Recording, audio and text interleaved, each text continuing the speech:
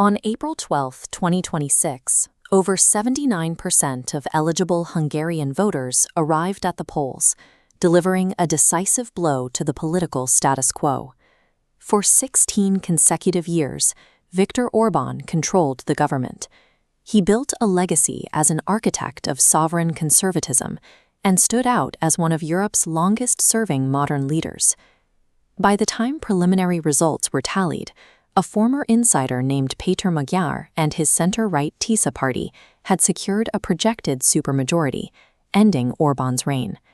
This change in leadership forces a reset for the institutions and neighboring states that have spent over a decade navigating the previous administration's policies.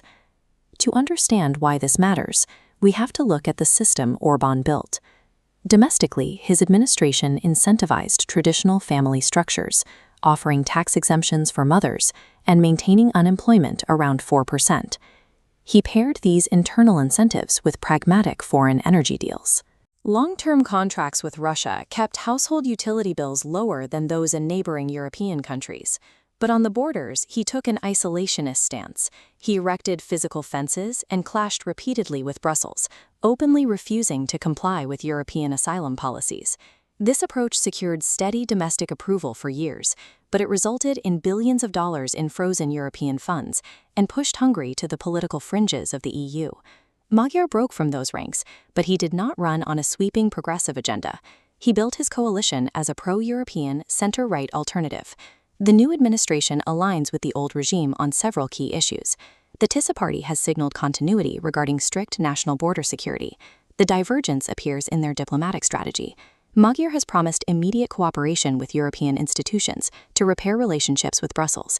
The motivation here is practical. By addressing previous rule of law disputes, the new government intends to unlock billions in withheld European recovery and cohesion funds. They are trading ideological friction for access to capital and European markets. The European Union relies on consensus. If a single member state, this central choke point, objects, the entire action stalls. The previous Hungarian government used this mechanism to delay budgets and sanctions. With a Tisza majority, that friction disappears, and delayed negotiations can move forward. European leaders, including Commission President Ursula von der Leyen, welcomed the results as Hungary returning to a more constructive path within the Union.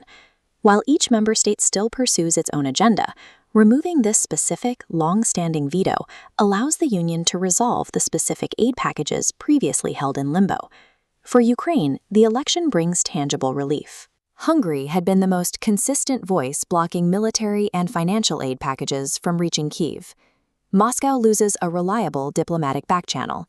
Without a sympathetic ear inside NATO and the EU, Russia faces a more unified European front.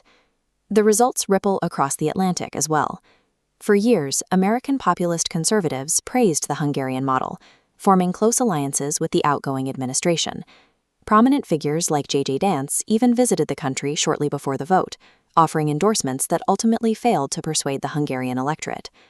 One national election shifted the diplomatic footing of the EU, Russia, and political factions in the United States simultaneously. After 16 years of unified control, massive voter turnout proved sufficient to dismantle a deeply rooted political machine.